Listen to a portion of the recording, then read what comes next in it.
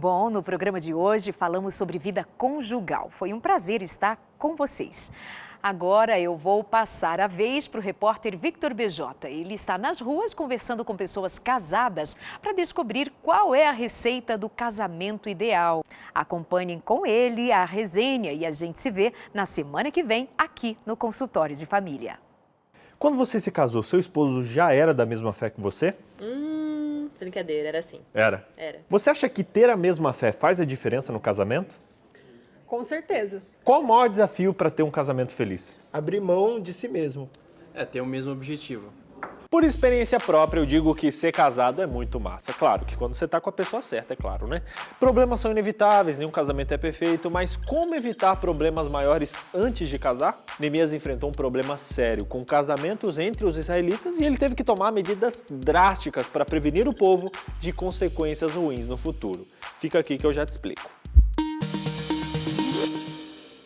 Não demorou muito para que Neemias desse de cara com outro problema entre os israelitas: os casamentos com idólatras. O povo começou a se casar com pessoas de outras religiões e isso estava deixando os líderes muito preocupados, especialmente porque um lar com um cônjuge descrente pode influenciar negativamente na educação dos filhos e, por conseguinte, no futuro da nação.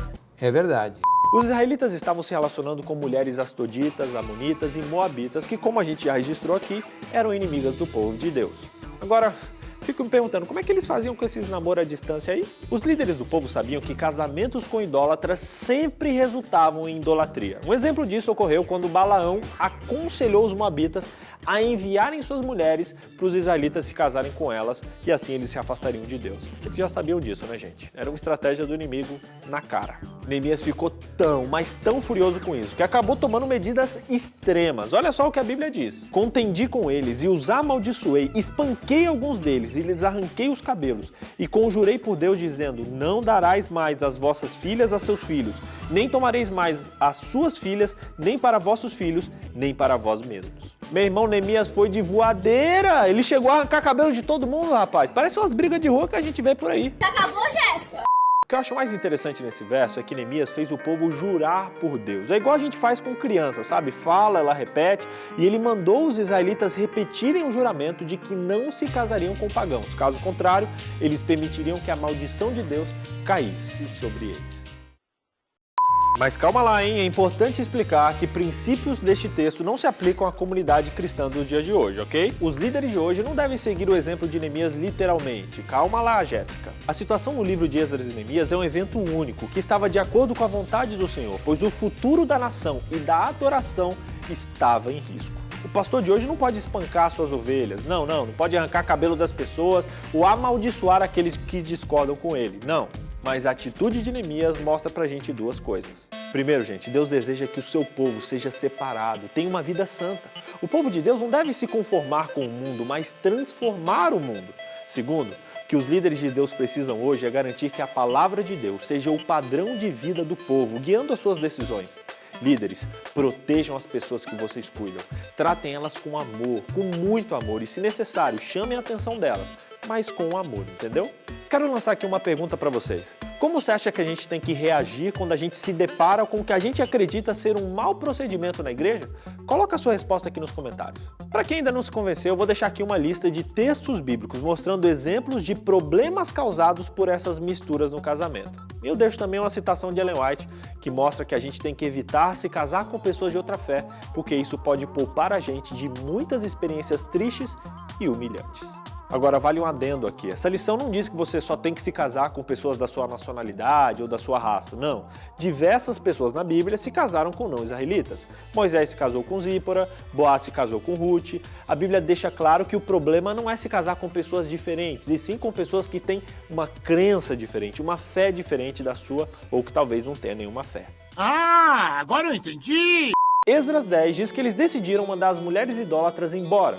O curioso é que até os próprios maridos concordaram com isso, e 113 mulheres foram enviadas de volta para suas nações idólatras. Essa foi uma situação única e extrema, tanto que as palavras usadas em Esdras para separar e despedir não são usadas em nenhum outro lugar na Bíblia, para a questão do divórcio. Os casamentos ali foram anulados porque eles eram contrários à lei divina, ou seja, eles foram inválidos desde o começo. Embora pareça pesado, isso mostra a seriedade com que Deus leva o casamento. Gente, Deus leva isso muito a sério, o casamento é coisa séria. Mas Vitor, se eu vivo num casamento em um julgo desigual, e agora, o que eu faço? Já era para mim? Calma lá. Vamos falar um pouquinho sobre isso. Paulo teve que lidar com o mesmo problema e ele deu alguns conselhos interessantes a respeito de como a gente deve lidar com o julgo desigual. Se algum irmão tem mulher incrédula e essa consente em morar com ele, não a abandone. E a mulher que tem marido incrédulo e este consente em viver com ela, não deixe o marido, porque o marido incrédulo é santificado no convívio da esposa, e a esposa incrédula é santificada no convívio com o marido crente. De outra sorte, os vossos filhos seriam impuros, porém agora são santos. Mas se o descrente quiser apartar-se, que se aparte. Em tais casos, não fica sujeito à servidão nem o irmão, nem a irmã.